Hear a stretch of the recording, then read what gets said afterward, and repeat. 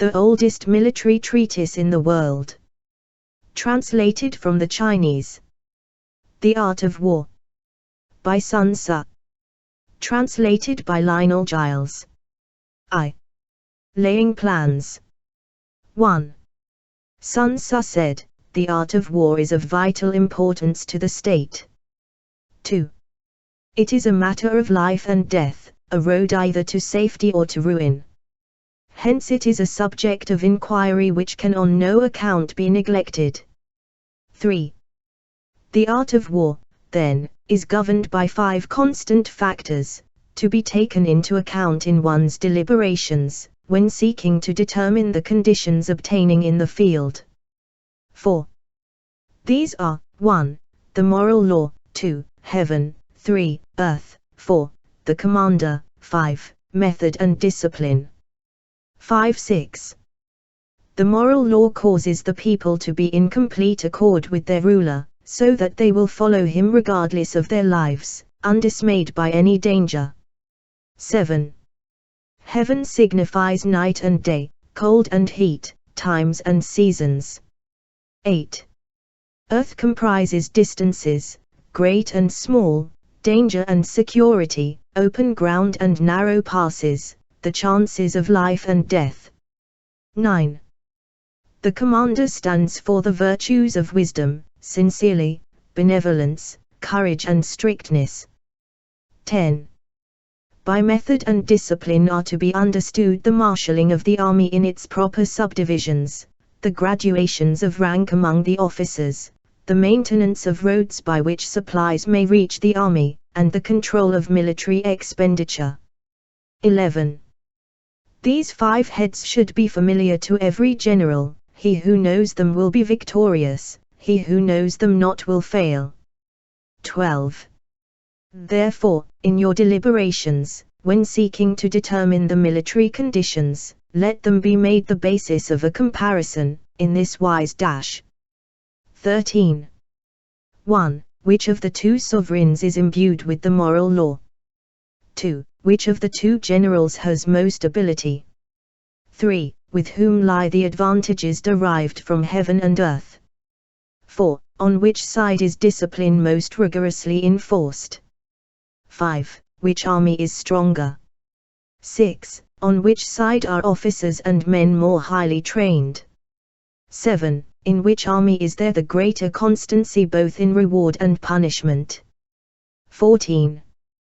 By means of these 7 considerations I can forecast victory or defeat. 15.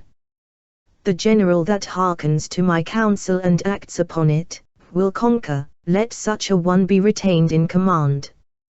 The general that hearkens not to my counsel nor acts upon it, will suffer defeat, let such a one be dismissed. 16. While heading the profit of my counsel, avail yourself also of any helpful circumstances over and beyond the ordinary rules. 17. According as circumstances are favorable, one should modify one's plans. 18. All warfare is based on deception. 19. Hence, when able to attack, we must seem unable; when using our forces, we must seem inactive; when we are near, we must make the enemy believe we are far away; when far away, we must make him believe we are near. 20. Hold out baits to entice the enemy. Feign disorder, and crush him. 21. If he is secure at all points, be prepared for him. If he is in superior strength, evade him. 22. If your opponent is of choleric temper, seek to irritate him. Pretend to be weak, that he may grow arrogant. 23. If he is taking his ease, give him no rest. If his forces are united, separate them. 24. Attack him where he is unprepared, appear where you are not expected. 25. These military devices, leading to victory, must not be divulged beforehand. 26. Now the general who wins a battle makes many calculations in his temple ere the battle is fought. The general who loses a battle makes but few calculations beforehand. Thus do many calculations lead to victory, and few calculations to defeat, how much more no calculation at all. It is by attention to this point that I can foresee who is likely to win or lose. 2. Waging war. 1.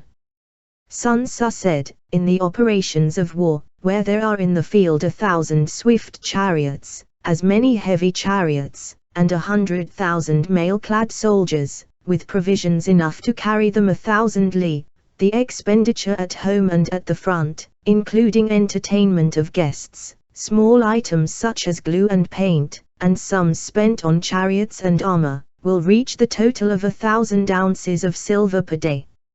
Such is the cost of raising an army of 100,000 men. 2. When you engage in actual fighting, if victory is long in coming, then men's weapons will grow dull and their ardor will be damped. If you lay siege to a town, you will exhaust your strength. 3. Again, if the campaign is protracted, the resources of the state will not be equal to the strain. 4. Now, when your weapons are dulled, your ardor damped, your strength exhausted and your treasure spent, other chieftains will spring up to take advantage of your extremity. Then no man, however wise, will be able to avert the consequences that must ensue. 5. Thus, though we have heard of stupid haste in war, cleverness has never been seen associated with long delays. 6. There is no instance of a country having benefited from prolonged warfare. 7. It is only one who is thoroughly acquainted with the evils of war that can thoroughly understand the profitable way of carrying it on. 8. The skillful soldier does not raise a second levy, neither are his supply wagons loaded more than twice. 9. Bring war material with you from home, but forage on the enemy. Thus the army will have food enough for its needs. 10. Poverty of the state exchequer causes an army to be maintained by contributions from a distance. Contributing to maintain an army at a distance causes the people to be impoverished. 11. On the other hand, the proximity of an army causes prices to go up, and high prices cause the people's substance to be drained away. 12. When their substance is drained away, the peasantry will be afflicted by heavy exactions. 13-14. With this loss of substance and exhaustion of strength, the homes of the people will be stripped bare, and 3/10 of their income will be dissipated, while government expenses for broken chariots, worn-out horses, breastplates and helmets, bows and arrows, spears and shields, protective mantles, draft oxen and heavy wagons, will amount to 4/10 of its total revenue. 15. Hence a wise general makes a point of foraging on the enemy. 1 cartload of the enemy's provisions is equivalent to 20 of one's own, and likewise a single pickle of his provender is equivalent to 20 from one's own store. 16. Now in order to kill the enemy, our men must be roused to anger, that there may be advantage from defeating the enemy, they must have their rewards. 17. Therefore in chariot fighting, when 10 or more chariots have been taken, those should be rewarded who took the first. Our own flags should be substituted for those of the enemy, and the chariots mingled and used in conjunction with ours. The captured soldiers should be kindly treated and kept. 18. This is called, using the conquered foe to augment one's own strength. 19. In war, then, let your great object be victory, not lengthy campaigns. 20. Thus it may be known that the leader of armies is the arbiter of the people's fate, the man on whom it depends whether the nation shall be in peace or in peril. 3. Attack by stratagem. 1. Sun Tzu said, in the practical art of war, the best thing of all is to take the enemy's country whole and intact. To shatter and destroy it is not so good. So, too, it is better to recapture an army entire than to destroy it, to capture a regiment, a detachment or a company entire than to destroy them. 2. Hence to fight and conquer in all your battles is not supreme excellence. Supreme excellence consists in breaking the enemy's resistance without fighting. 3. Thus the highest form of generalship is to balk the enemy's plans, the next best is to prevent the junction of the enemy's forces, the next in order is to attack the enemy's army in the field, and the worst policy of all is to besiege walled cities. 4. The rule is, not to besiege walled cities if it can possibly be avoided. The preparation of mantlets, movable shelters, and various implements of war, will take up 3 whole months, and the piling up of mounds over against the walls will take 3 months more. 5. The general, unable to control his irritation, will launch his men to the assault like swarming ants, with the result that 1/3 of his men are slain, while the town still remains untaken. Such are the disastrous effects of a siege. 6. Therefore the skillful leader subdues the enemy's troops without any fighting, he captures their cities without laying siege to them, he overthrows their kingdom without lengthy operations in the field. 7. With his forces intact he will dispute the mastery of the empire, and thus, without losing a man, his triumph will be complete. This is the method of attacking by stratagem. 8. It is the rule in war, if our forces are 10 to the enemy's 1, to surround him, if 5 to 1, to attack him, if twice as numerous, to divide our army into 2. 9. If equally matched, we can offer battle, if slightly inferior in numbers, we can avoid the enemy, if quite unequal in every way, we can flee from him. 10. Hence, though an obstinate fight may be made by a small force, in the end it must be captured by the larger force. 11. Now the general is the bulwark of the state, if the bulwark is complete at all points, the state will be strong, if the bulwark is defective, the state will be weak. 12. There are 3 ways in which a ruler can bring misfortune upon his army. 13. 1. By commanding the army to advance or to retreat, being ignorant of the fact that it cannot obey. This is called hobbling the army. 14. 2. By attempting to govern an army in the same way as he administers a kingdom, being ignorant of the conditions which obtain in an army. This causes restlessness in the soldiers' minds. 15. 3. By employing the officers of his army without discrimination, through ignorance of the military principle of adaptation to circumstances. This shakes the confidence of the soldiers. 16. But when the army is restless and distrustful, trouble is sure to come from the other feudal princes. This is simply bringing anarchy into the army, and flinging victory away. 17. Thus we may know that there are 5 essentials for victory. 1. He will win who knows when to fight and when not to fight. 2. He will win who knows how to handle both superior and inferior forces. 3. He will win whose army is animated by the same spirit throughout all its ranks. 4. He will win who, prepared himself, waits to take the enemy unprepared. 5. He will win who has military capacity and is not interfered with by the sovereign. 18.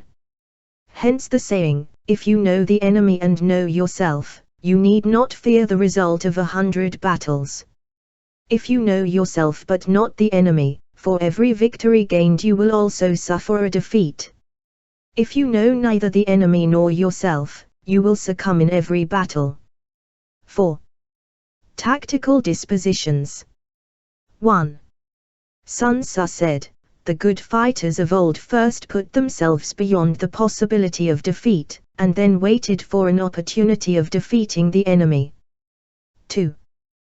To secure ourselves against defeat lies in our own hands, but the opportunity of defeating the enemy is provided by the enemy himself.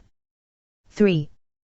Thus the good fighter is able to secure himself against defeat, but cannot make certain of defeating the enemy. 4. Hence the saying, one may know how to conquer without being able to do it. 5. Security against defeat implies defensive tactics. Ability to defeat the enemy means taking the offensive. 6. Standing on the defensive indicates insufficient strength, attacking, a superabundance of strength. 7. The general who is skilled in defense hides in the most secret recesses of the earth. He who is skilled in attack flashes forth from the topmost heights of heaven. Thus on the one hand we have ability to protect ourselves, on the other, a victory that is complete. 8. To see victory only when it is within the ken of the common herd is not the acme of excellence. 9. Neither is it the acme of excellence if you fight and conquer and the whole empire says, well done. 10. To lift an autumn hair is no sign of great strength, to see the sun and moon is no sign of sharp sight, to hear the noise of thunder is no sign of a quick ear. 11. What the ancients called a clever fighter is one who not only wins, but excels in winning with ease. 12. Hence his victories bring him neither reputation for wisdom nor credit for courage. 13. He wins his battles by making no mistakes. Making no mistakes is what establishes the certainty of victory, for it means conquering an enemy that is already defeated. 14. Hence the skillful fighter puts himself into a position which makes defeat impossible, and does not miss the moment for defeating the enemy. 15. Thus it is that in war the victorious strategist only seeks battle after the victory has been won, whereas he who is destined to defeat first fights and afterwards looks for victory. 16. The consummate leader cultivates the moral law, and strictly adheres to method and discipline, thus it is in his power to control success. 17. In respect of military method, we have, firstly, measurement, secondly, estimation of quantity, thirdly, calculation, fourthly, balancing of chances, fifthly, victory. 18. Measurement owes its existence to earth, estimation of quantity to measurement, calculation to estimation of quantity, balancing of chances to calculation, and victory to balancing of chances. 19. A victorious army opposed to a routed one, is as a pound's weight placed in the scale against a single grain. 20. The onrush of a conquering force is like the bursting of pent-up waters into a chasm 1,000 fathoms deep. V. Energy. 1. Sun Tzu said, the control of a large force is the same principle as the control of a few men, it is merely a question of dividing up their numbers. 2. Fighting with a large army under your command is nowise different from fighting with a small one, it is merely a question of instituting signs and signals. 3. To ensure that your whole host may withstand the brunt of the enemy's attack and remain unshaken, this is effected by maneuvers direct and indirect. 4. That the impact of your army may be like a grindstone dashed against an egg, this is effected by the science of weak points and strong. 5. In all fighting, the direct method may be used for joining battle, but indirect methods will be needed in order to secure victory. 6. Indirect tactics, efficiently applied, are inexhaustible as heaven and earth, unending as the flow of rivers and streams, like the sun and moon, they end but to begin anew, like the four seasons, they pass away to return once more. 7. There are not more than 5 musical notes, yet the combinations of these 5 give rise to more melodies than can ever be heard. 8. There are not more than 5 primary colors, blue, yellow, red, white, and black, yet in combination they produce more hues than can ever been seen. 9. There are not more than 5 cardinal tastes, sour, acrid, salt, sweet, bitter, yet combinations of them yield more flavors than can ever be tasted. 10. In battle, there are not more than 2 methods of attack, the direct and the indirect, yet these 2 in combination give rise to an endless series of maneuvers. 11. The direct and the indirect lead on to each other in turn. It is like moving in a circle, you never come to an end. Who can exhaust the possibilities of their combination? 12. The onset of troops is like the rush of a torrent which will even roll stones along in its course. 13. The quality of decision is like the well-timed swoop of a falcon which enables it to strike and destroy its victim. 14. Therefore the good fighter will be terrible in his onset, and prompt in his decision. 15. Energy may be likened to the bending of a crossbow, decision, to the releasing of a trigger. 16. Amid the turmoil and tumult of battle, there may be seeming disorder and yet no real disorder at all. Amid confusion and chaos, your array may be without head or tail, yet it will be proof against defeat. 17. Simulated disorder postulates perfect discipline, simulated fear postulates courage, simulated weakness postulates strength. 18. Hiding order beneath the cloak of disorder is simply a question of subdivision. Concealing courage under a show of timidity presupposes a fund of latent energy. Masking strength with weakness is to be effected by tactical dispositions. 19. Thus one who is skillful at keeping the enemy on the move maintains deceitful appearances, according to which the enemy will act. He sacrifices something, that the enemy may snatch at it. 20. By holding out baits, he keeps him on the march, then with a body of picked men he lies in wait for him. 21. The clever combatant looks to the effect of combined energy, and does not require too much from individuals. Hence his ability to pick out the right men and utilize combined energy. 22. When he utilizes combined energy, his fighting men become as it were like unto rolling logs or stones. For it is the nature of a log or stone to remain motionless on level ground, and to move when on a slope, if four-cornered, to come to a standstill, but if round-shaped, to go rolling down. 23. Thus the energy developed by good fighting men is as the momentum of a round stone rolled down a mountain thousands of feet in height. So much on the subject of energy. 6. Weak points and strong. 1. Sun Tzu said, "Whoever is first in the field and awaits the coming of the enemy, will be fresh for the fight. Whoever is second in the field and has to hasten to battle will arrive exhausted." 2. Therefore the clever combatant imposes his will on the enemy, but does not allow the enemy's will to be imposed on him. 3. By holding out advantages to him, he can cause the enemy to approach of his own accord, or, by inflicting damage, he can make it impossible for the enemy to draw near. 4. If the enemy is taking his ease, he can harass him. If well supplied with food, he can starve him out. If quietly encamped, he can force him to move. 5. Appear at points which the enemy must hasten to defend. March swiftly to places where you are not expected. 6. An army may march great distances without distress, if it marches through country where the enemy is not. 7. You can be sure of succeeding in your attacks if you only attack places which are undefended. You can ensure the safety of your defense if you only hold positions that cannot be attacked. 8. Hence that general is skillful in attack whose opponent does not know what to defend, and he is skillful in defense whose opponent does not know what to attack. 9. O divine art of subtlety and secrecy!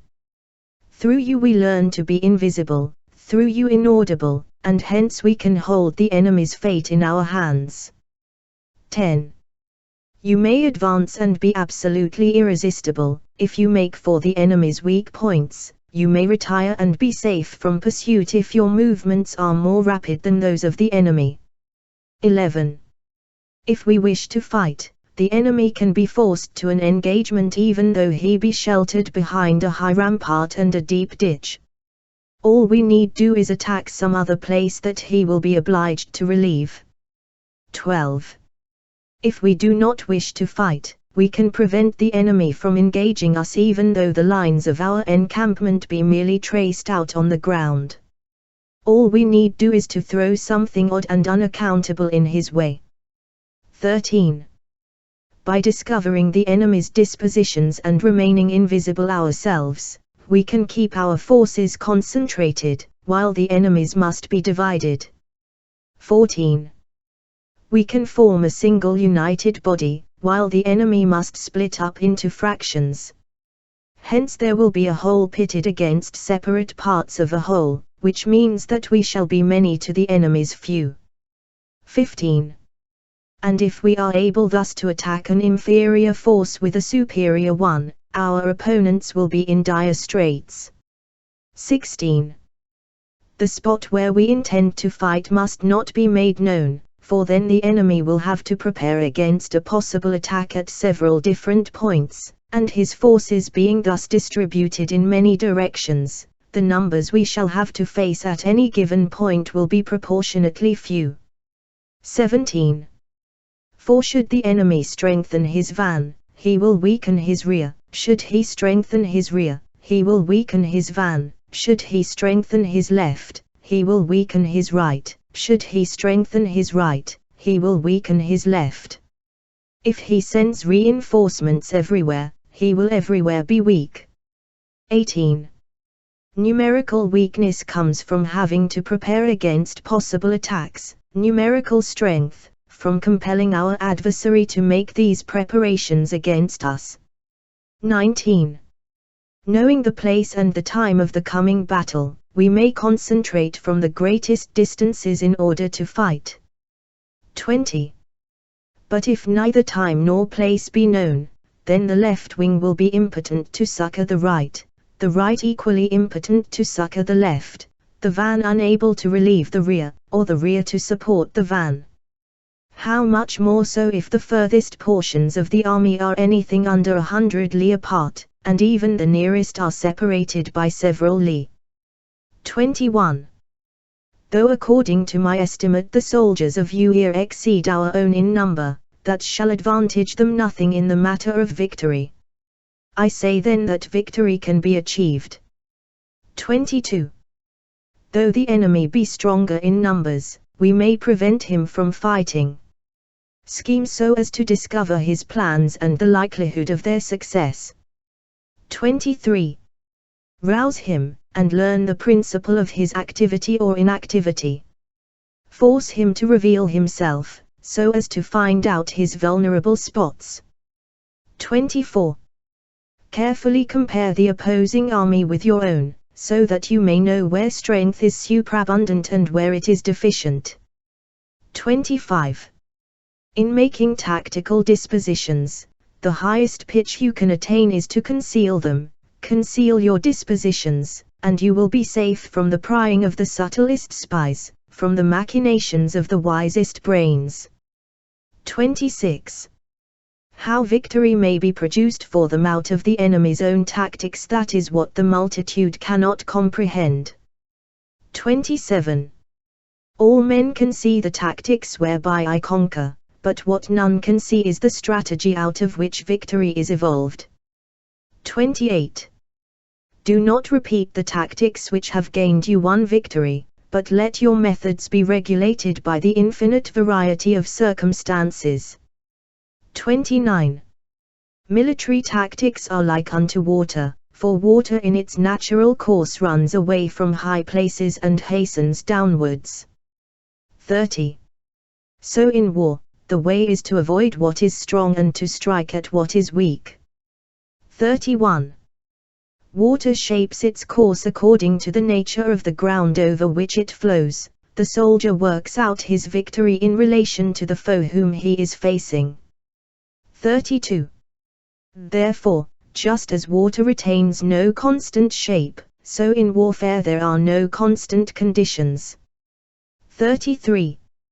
He who can modify his tactics in relation to his opponent and thereby succeed in winning, may be called a heaven-born captain.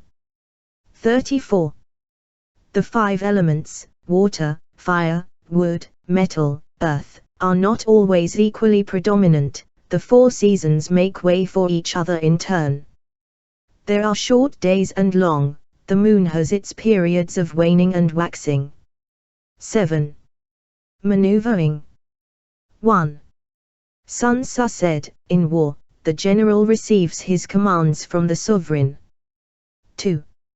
Having collected an army and concentrated his forces, he must blend and harmonize the different elements thereof before pitching his camp. 3. After that, comes tactical maneuvering, than which there is nothing more difficult.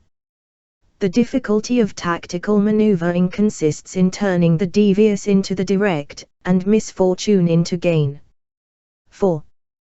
Thus, to take a long and circuitous route, after enticing the enemy out of the way, and those starting after him, to contrive to reach the goal before him, shows knowledge of the artifice of deviation. 5. Maneuvering with an army is advantageous, with an undisciplined multitude, most dangerous. 6. If you set a fully equipped army in march in order to snatch an advantage, the chances are that you will be too late. On the other hand, to detach a flying column for the purpose involves the sacrifice of its baggage and stores. 7.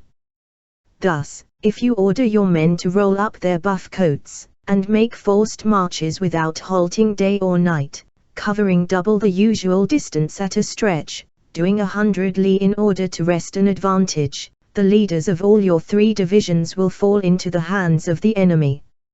8. The stronger men will be in front, the jaded ones will fall behind, and on this plan only 1/10 of your army will reach its destination. 9. If you march 50 li in order to outmaneuver the enemy, you will lose the leader of your 1st division, and only half your force will reach the goal. 10. If you march 30 li with the same object, 2/3 of your army will arrive. 11. We may take it then that an army without its baggage train is lost, without provisions it is lost, without bases of supply it is lost. 12. We cannot enter into alliances until we are acquainted with the designs of our neighbors. 13. We are not fit to lead an army on the march unless we are familiar with the face of the country, its mountains and forests, its pitfalls and precipices, its marshes and swamps. 14. We shall be unable to turn natural advantage to account unless we make use of local guides. 15. In war, practice dissimulation, and you will succeed. 16. Whether to concentrate or to divide your troops, must be decided by circumstances. 17. Let your rapidity be that of the wind, your compactness that of the forest. 18. In raiding and plundering be like fire, is immovability like a mountain. 19. Let your plans be dark and impenetrable as night, and when you move, fall like a thunderbolt. 20. When you plunder a countryside, let the spoil be divided amongst your men. When you capture new territory, cut it up into allotments for the benefit of the soldiery. 21. Ponder and deliberate before you make a move. 22. He will conquer who has learned the artifice of deviation. Such is the art of maneuvering. 23. The Book of Army Management says, on the field of battle, the spoken word does not carry far enough, hence the institution of gongs and drums. Nor can ordinary objects be seen clearly enough, hence the institution of banners and flags. 24. Gongs and drums, banners and flags, are means whereby the ears and eyes of the host may be focused on one particular point. 25. The host thus forming a single united body, is it impossible either for the brave to advance alone, or for the cowardly to retreat alone. This is the art of handling large masses of men. 26. In night fighting, then, make much use of signal fires and drums, and in fighting by day, of flags and banners, as a means of influencing the ears and eyes of your army. 27. A whole army may be robbed of its spirit, a commander-in-chief may be robbed of his presence of mind. 28. Now a soldier's spirit is keenest in the morning, by noonday it has begun to flag, and in the evening, his mind is bent only on returning to camp. 29. A clever general, therefore, avoids an army when its spirit is keen, but attacks it when it is sluggish and inclined to return. This is the art of studying moods. 30. Disciplined and calm, to await the appearance of disorder and hubbub amongst the enemy. This is the art of retaining self-possession. 31. To be near the goal while the enemy is still far from it, to wait at ease while the enemy is toiling and struggling, to be well fed while the enemy is famished. This is the art of husbanding one's strength. 32. To refrain from intercepting an enemy whose banners are in perfect order, to refrain from attacking an army drawn up in calm and confident array. This is the art of studying circumstances.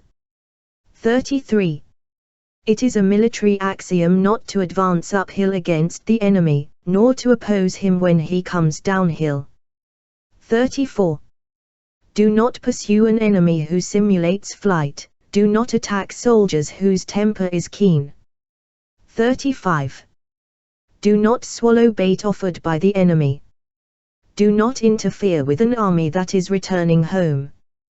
36. When you surround an army, leave an outlet free. Do not press a desperate foe too hard. 37. Such is the art of warfare. 8. Variation in tactics. 1. Sun Tzu said, in war, the general receives his commands from the sovereign, collects his army and concentrates his forces. 2. When in difficult country, do not encamp. In country where high roads intersect, join hands with your allies. Do not linger in dangerously isolated positions. In hemmed-in situations, you must resort to stratagem. In desperate position, you must fight. 3. There are roads which must not be followed, armies which must be not attacked, towns which must be besieged, positions which must not be contested, commands of the sovereign which must not be obeyed. 4. The general who thoroughly understands the advantages that accompany variation of tactics knows how to handle his troops. 5. The general who does not understand these, may be well acquainted with the configuration of the country, yet he will not be able to turn his knowledge to practical account. 6. So, the student of war who is unversed in the art of war of varying his plans, even though he be acquainted with the 5 advantages, will fail to make the best use of his men. 7. Hence in the wise leader's plans, considerations of advantage and of disadvantage will be blended together. 8. If our expectation of advantage be tempered in this way, we may succeed in accomplishing the essential part of our schemes. 9. If, on the other hand, in the midst of difficulties we are always ready to seize an advantage, we may extricate ourselves from misfortune. 10. Reduce the hostile chiefs by inflicting damage on them, and make trouble for them, and keep them constantly engaged, hold out specious allurements, and make them rush to any given point. 11. The art of war teaches us to rely not on the likelihood of the enemy's not coming, but on our own readiness to receive him, not on the chance of his not attacking, but rather on the fact that we have made our position unassailable. 12. There are 5 dangerous faults which may affect a general. 1. Recklessness, which leads to destruction. 2. Cowardice, which leads to capture. 3. A hasty temper, which can be provoked by insults. 4. A delicacy of honor which is sensitive to shame. 5. Over-solicitude for his men, which exposes him to worry and trouble. 13. These are the 5 besetting sins of a general, ruinous to the conduct of war. 14. When an army is overthrown and its leader slain, the cause will surely be found among these 5 dangerous faults. Let them be a subject of meditation. 9. The army on the march. 1. Sun Tzu said, "We come now to the question of encamping the army, and observing signs of the enemy. Pass quickly over mountains, and keep in the neighborhood of valleys." 2. Camp in high places, facing the sun. Do not climb heights in order to fight. So much for mountain warfare. 3. After crossing a river, you should get far away from it. 4. When an invading force crosses a river in its onward march, do not advance to meet it in midstream. It will be best to let half the army get across, and then deliver your attack. 5. If you are anxious to fight, you should not go to meet the invader near a river which he has to cross. 6. Moor your craft higher up than the enemy, and facing the sun.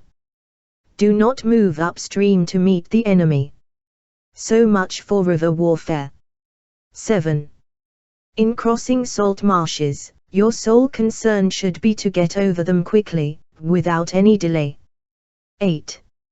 If forced to fight in a salt marsh, you should have water and grass near you, and get your back to a clump of trees. So much for operations in salt marshes. 9. In dry, level country, take up an easily accessible position with rising ground to your right and on your rear, so that the danger may be in front, and safety lie behind. So much for campaigning in flat country. 10. These are the 4 useful branches of military knowledge which enabled the Yellow Emperor to vanquish 4 several sovereigns. 11. All armies prefer high ground to low and sunny places to dark. 12. If you are careful of your men, and camp on hard ground, the army will be free from disease of every kind, and this will spell victory. 13. When you come to a hill or a bank, occupy the sunny side, with the slope on your right rear. Thus you will at once act for the benefit of your soldiers and utilize the natural advantages of the ground. 14. When, in consequence of heavy rains up country, a river which you wish to ford is swollen and flecked with foam, you must wait until it subsides. 15. Country in which there are precipitous cliffs with torrents running between, deep natural hollows, confined places, tangled thickets, quagmires and crevasses, should be left with all possible speed and not approached. 16. While we keep away from such places, we should get the enemy to approach them, while we face them, we should let the enemy have them on his rear. 17. If in the neighborhood of your camp there should be any hilly country, ponds surrounded by aquatic grass, hollow basins filled with reeds, or woods with thick undergrowth, they must be carefully routed out and searched, for these are places where men in ambush or insidious spies are likely to be lurking. 18. When the enemy is close at hand and remains quiet, he is relying on the natural strength of his position. 19. When he keeps aloof and tries to provoke a battle, he is anxious for the other side to advance. 20. If his place of encampment is easy of access, he is tendering a bait. 21. Movement amongst the trees of a forest shows that the enemy is advancing. The appearance of a number of screens in the midst of thick grass means that the enemy wants to make us suspicious. 22. The rising of birds in their flight is the sign of an ambuscade. Startled beasts indicate that a sudden attack is coming. 23. When there is dust rising in a high column, it is the sign of chariots advancing. When the dust is low, but spread over a wide area, it betokens the approach of infantry. When it branches out in different directions, it shows that parties have been sent to collect firewood. A few clouds of dust moving to and fro signify that the army is encamping. 24. Humble words and increased preparations are signs that the enemy is about to advance. Violent language and driving forward as if to the attack are signs that he will retreat. 25. When the light chariots come out first and take up a position on the wings, it is a sign that the enemy is forming for battle. 26. Peace proposals unaccompanied by a sworn covenant indicate a plot. 27. When there is much running about and the soldiers fall into rank, it means that the critical moment has come. 28. When some are seen advancing and some retreating, it is a lure. 29.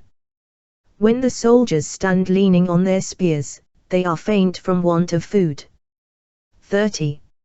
If those who are sent to draw water begin by drinking themselves, the army is suffering from thirst. 31. If the enemy sees an advantage to be gained and makes no effort to secure it, the soldiers are exhausted. 32. If birds gather on any spot, it is unoccupied. Clamor by night betokens nervousness. 33. If there is disturbance in the camp, the general's authority is weak. If the banners and flags are shifted about, sedition is afoot. If the officers are angry, it means that the men are weary. 34. When an army feeds its horses with grain and kills its cattle for food, and when the men do not hang their cooking pots over the campfires, showing that they will not return to their tents, you may know that they are determined to fight to the death. 35. The sight of men whispering together in small knots or speaking in subdued tones points to disaffection amongst the rank and file. 36. Too frequent rewards signify that the enemy is at the end of his resources. Too many punishments betray a condition of dire distress. 37. To begin by bluster, but afterwards to take fright at the enemy's numbers, shows a supreme lack of intelligence. 38. When envoys are sent with compliments in their mouths, it is a sign that the enemy wishes for a truce. 39. If the enemy's troops march up angrily and remain facing ours for a long time without either joining battle or taking themselves off again, the situation is one that demands great vigilance and circumspection. 40. If our troops are no more in number than the enemy, that is amply sufficient. It only means that no direct attack can be made. What we can do is simply to concentrate all our available strength, keep a close watch on the enemy, and obtain reinforcements. 41. He who exercises no forethought but makes light of his opponents is sure to be captured by them. 42. If soldiers are punished before they have grown attached to you, they will not prove submissive, and, unless submissive, then will be practically useless. If, when the soldiers have become attached to you, punishments are not enforced, they will still be unless. 43. Therefore soldiers must be treated in the first instance with humanity, but kept under control by means of iron discipline. This is a certain road to victory. 44. If in training soldiers' commands are habitually enforced, the army will be well disciplined, if not, its discipline will be bad. 45. If a general shows confidence in his men but always insists on his orders being obeyed, the gain will be mutual. X. Terrain. 1. Sun Tzu said, we may distinguish 6 kinds of terrain, to wit, 1. Accessible ground, 2. Entangling ground, 3. Temporizing ground, 4. Narrow passes, 5. Precipitous heights, 6. Positions at a great distance from the enemy. 2. Ground which can be freely traversed by both sides is called accessible. 3. With regard to ground of this nature, be before the enemy in occupying the raised and sunny spots, and carefully guard your line of supplies. Then you will be able to fight with advantage. 4. Ground which can be abandoned but is hard to reoccupy is called entangling. 5. From a position of this sort, if the enemy is unprepared, you may sally forth and defeat him. But if the enemy is prepared for your coming, and you fail to defeat him, then, return being impossible, disaster will ensue. 6.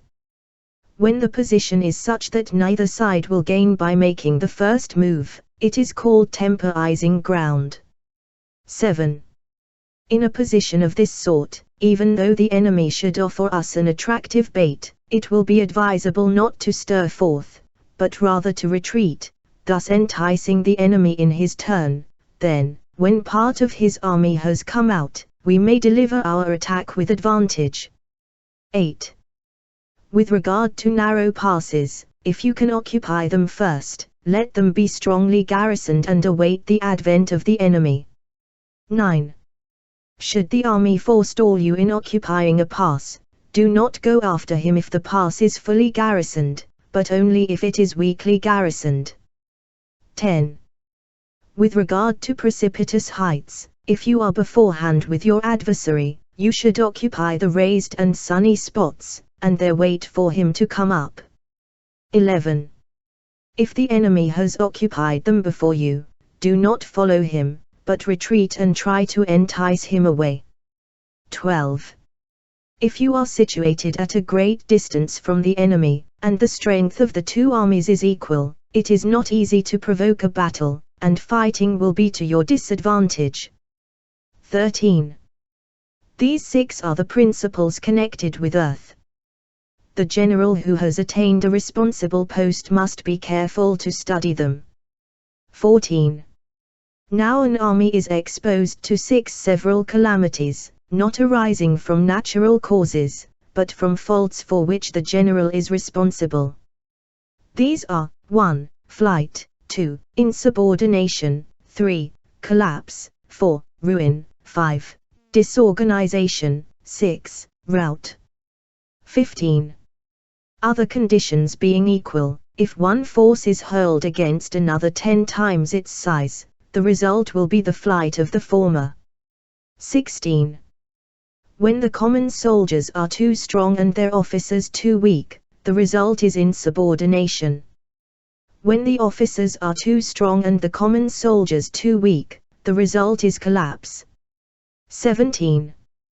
When the higher officers are angry and insubordinate, and on meeting the enemy give battle on their own account from a feeling of resentment, before the commander-in-chief can tell whether or no he is in a position to fight, the result is ruin. 18.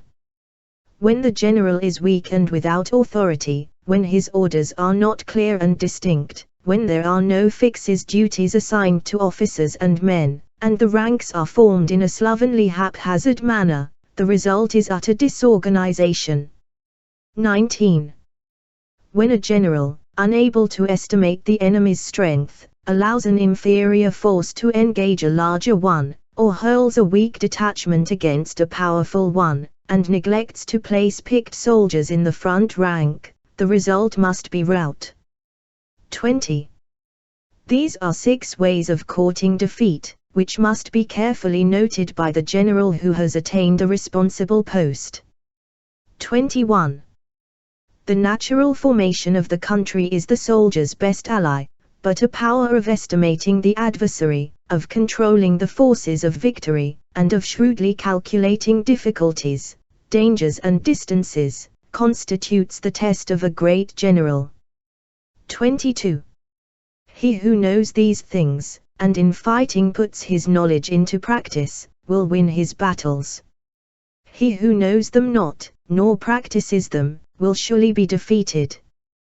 23. If fighting is sure to result in victory, then you must fight, even though the ruler forbid it. If fighting will not result in victory, then you must not fight even at the ruler's bidding. 24.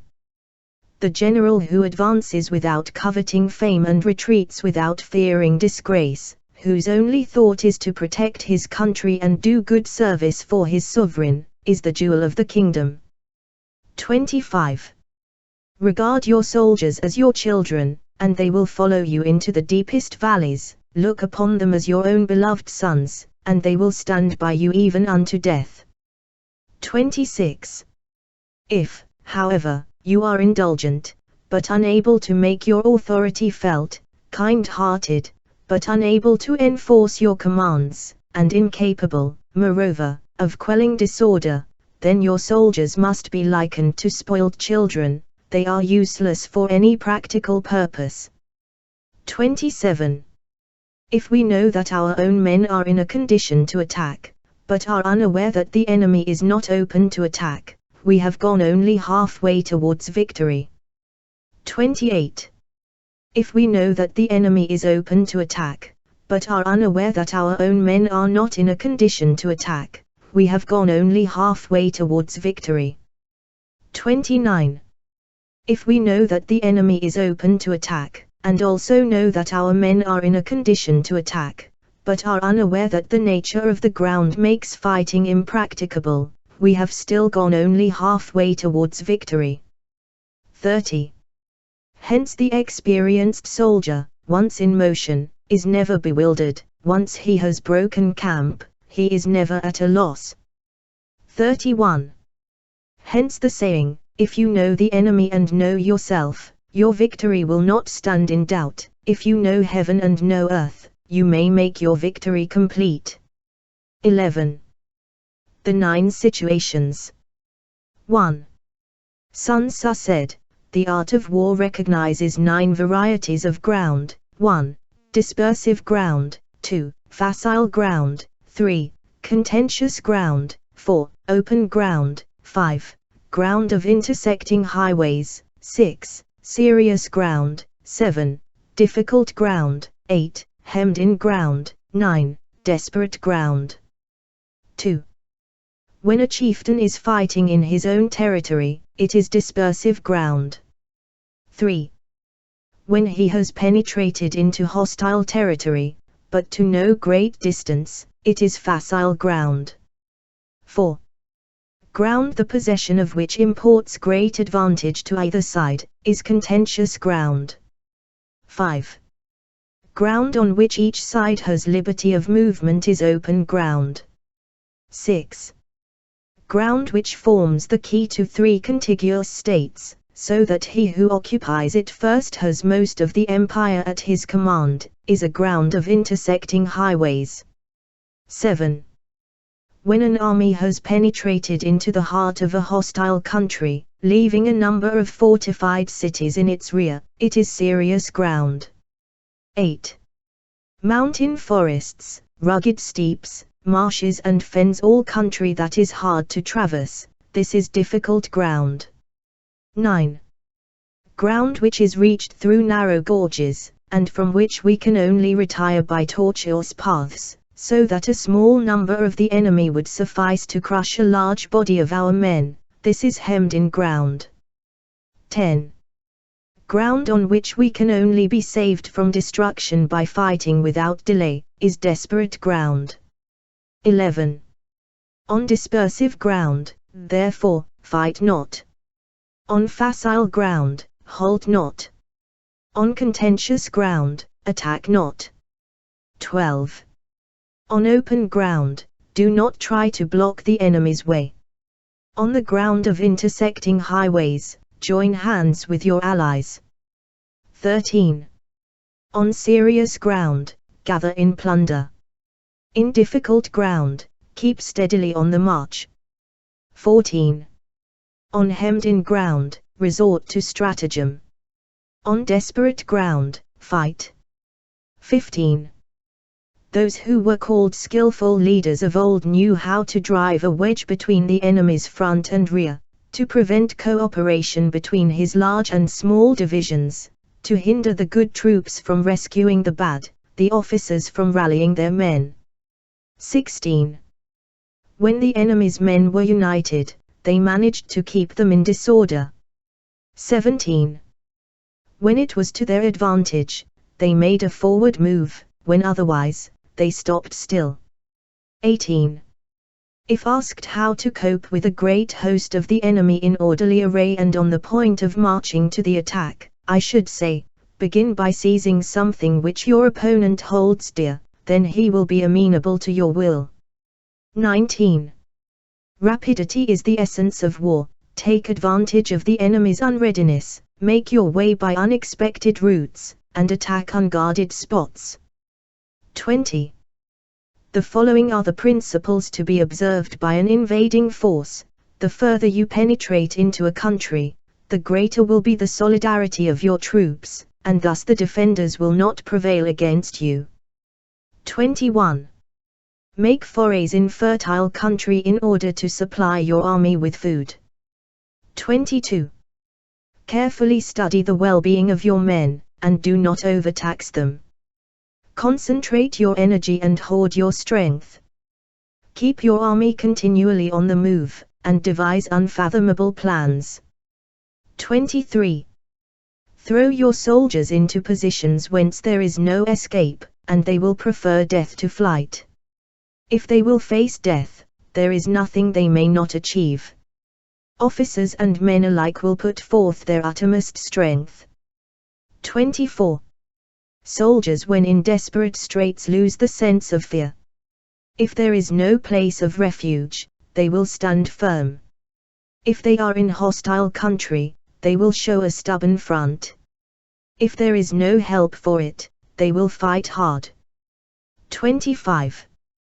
Thus, without waiting to be marshaled, the soldiers will be constantly on the qui-vive, without waiting to be asked, they will do your will, without restrictions, they will be faithful, without giving orders, they can be trusted.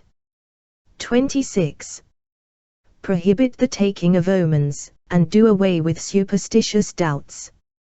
Then, until death itself comes, no calamity need be feared. 27.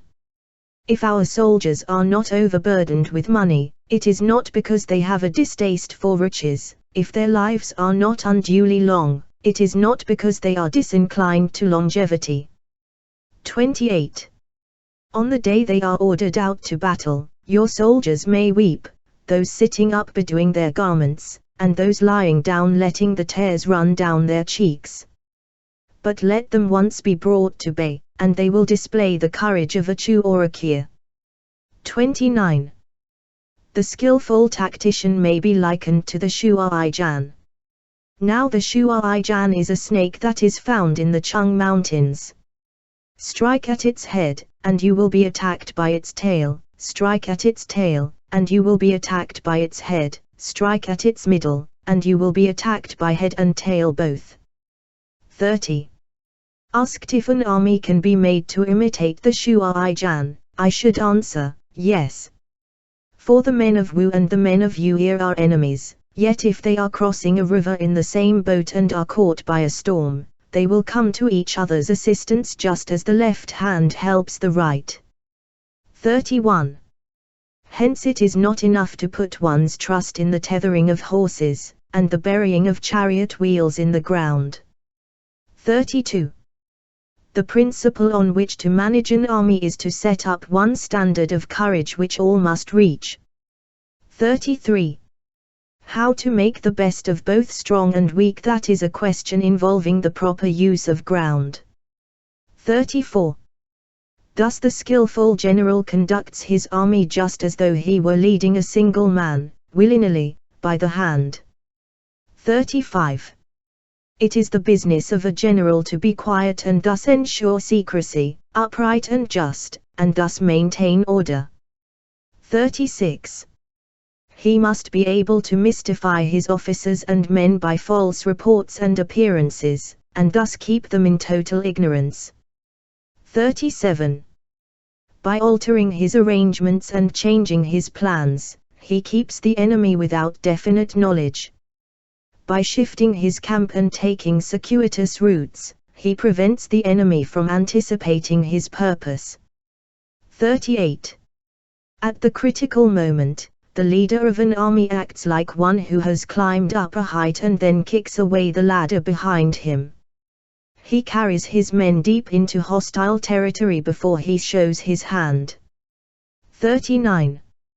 He burns his boats and breaks his cooking pots, like a shepherd driving a flock of sheep, he drives his men this way and that, and nothing knows whither he is going.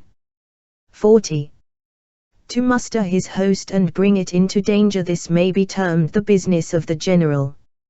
41. The different measures suited to the 9 varieties of ground, the expediency of aggressive or defensive tactics, and the fundamental laws of human nature, these are things that must most certainly be studied. 42. When invading hostile territory, the general principle is that penetrating deeply brings cohesion, penetrating but a short way means dispersion. 43. When you leave your own country behind, and take your army across neighborhood territory, you find yourself on critical ground. When there are means of communication on all 4 sides, the ground is one of intersecting highways. 44. When you penetrate deeply into a country, it is serious ground. When you penetrate but a little way, it is facile ground. 45. When you have the enemy's strongholds on your rear, and narrow passes in front, it is hemmed-in ground.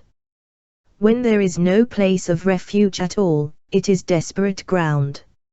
46. Therefore, on dispersive ground, I would inspire my men with unity of purpose. On facile ground, I would see that there is close connection between all parts of my army. 47. On contentious ground, I would hurry up my rear. 48. On open ground, I would keep a vigilant eye on my defenses. On ground of intersecting highways, I would consolidate my alliances. 49. On serious ground, I would try to ensure a continuous stream of supplies. On difficult ground, I would keep pushing on along the road. 50. On hemmed-in ground, I would block any way of retreat. On desperate ground, I would proclaim to my soldiers the hopelessness of saving their lives. 51. For it is the soldier's disposition to offer an obstinate resistance when surrounded, to fight hard when he cannot help himself, and to obey promptly when he has fallen into danger. 52. We cannot enter into alliance with neighboring princes until we are acquainted with their designs. We are not fit to lead an army on the march unless we are familiar with the face of the country, its mountains and forests, its pitfalls and precipices, its marshes and swamps. We shall be unable to turn natural advantages to account unless we make use of local guides. 53. To be ignored of any one of the following 4 or 5 principles does not befit a warlike prince. 54. When a warlike prince attacks a powerful state, his generalship shows itself in preventing the concentration of the enemy's forces. He overawes his opponents, and their allies are prevented from joining against him. 55. Hence he does not strive to ally himself with all and sundry, nor does he foster the power of other states. He carries out his own secret designs, keeping his antagonists in awe. Thus he is able to capture their cities and overthrow their kingdoms. 56. Bestow rewards without regard to rule, issue orders without regard to previous arrangements, and you will be able to handle a whole army as though you had to do with but a single man. 57. Confront your soldiers with the deed itself, never let them know your design. When the outlook is bright, bring it before their eyes, but tell them nothing when the situation is gloomy. 58. Place your army in deadly peril, and it will survive. Plunge it into desperate straits, and it will come off in safety. 59. For it is precisely when a force has fallen into harm's way that is capable of striking a blow for victory. 60. Success in warfare is gained by carefully accommodating ourselves to the enemy's purpose. 61. By persistently hanging on the enemy's flank, we shall succeed in the long run in killing the commander-in-chief. 62. This is called ability to accomplish a thing by sheer cunning. 63. On the day that you take up your command, block the frontier passes, destroy the official tallies, and stop the passage of all emissaries. 64. Be stern in the council chamber, so that you may control the situation. 65. If the enemy leaves a door open, you must rush in. 66. Forestall your opponent by seizing what he holds dear, and subtly contrive to time his arrival on the ground. 67. Walk in the path defined by rule, and accommodate yourself to the enemy until you can fight a decisive battle. 68. At first, then, exhibit the coyness of a maiden, until the enemy gives you an opening. Afterwards emulate the rapidity of a running hare, and it will be too late for the enemy to oppose you. 12. The attack by fire. 1. Sun Tzu said, there are 5 ways of attacking with fire. The first is to burn soldiers in their camp, the second is to burn stores, the third is to burn baggage trains, the fourth is to burn arsenals and magazines, the fifth is to hurl dropping fire amongst the enemy. 2. In order to carry out an attack, we must have means available. The material for raising fire should always be kept in readiness. 3. There is a proper season for making attacks with fire, and special days for starting a conflagration. 4. The proper season is when the weather is very dry. The special days are those when the moon is in the constellations of the sieve, the wall, the wing or the crossbar, for these 4 are all days of rising wind. 5. In attacking with fire, one should be prepared to meet 5 possible developments. 6.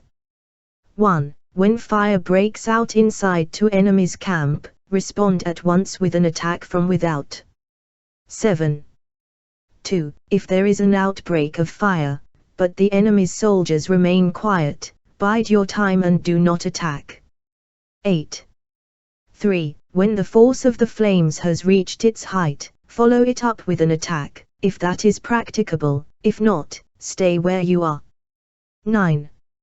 4. If it is possible to make an assault with fire from without, do not wait for it to break out within, but deliver your attack at a favorable moment. 10. 5. When you start a fire, be to windward of it. Do not attack from the leeward. 11. A wind that rises in the daytime lasts long, but a night breeze soon falls. 12. In every army, the 5 developments connected with fire must be known, the movements of the stars calculated, and a watch kept for the proper days. 13. Hence those who use fire as an aid to the attack show intelligence, those who use water as an aid to the attack gain an accession of strength. 14.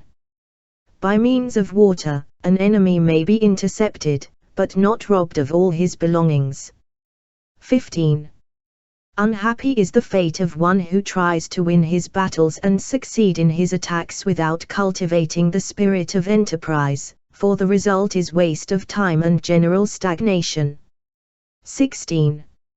Hence the saying, the enlightened ruler lays his plans well ahead, the good general cultivates his resources. 17. Move not unless you see an advantage, use not your troops unless there is something to be gained, fight not unless the position is critical. 18.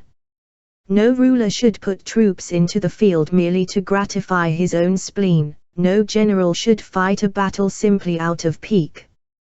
19.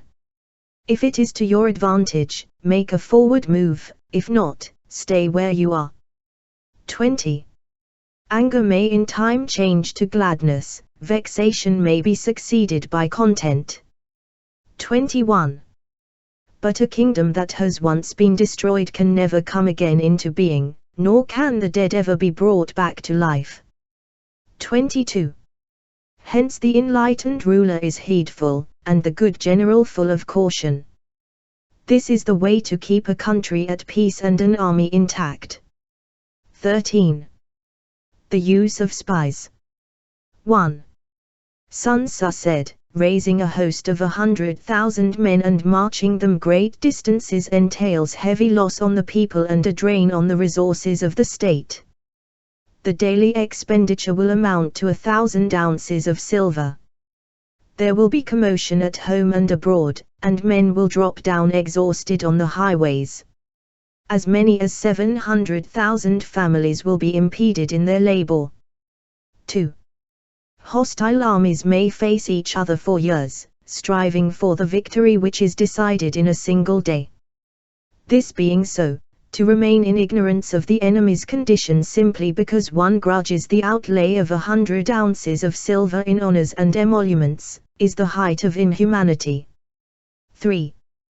One who acts thus is no leader of men, no present help to his sovereign, no master of victory. 4.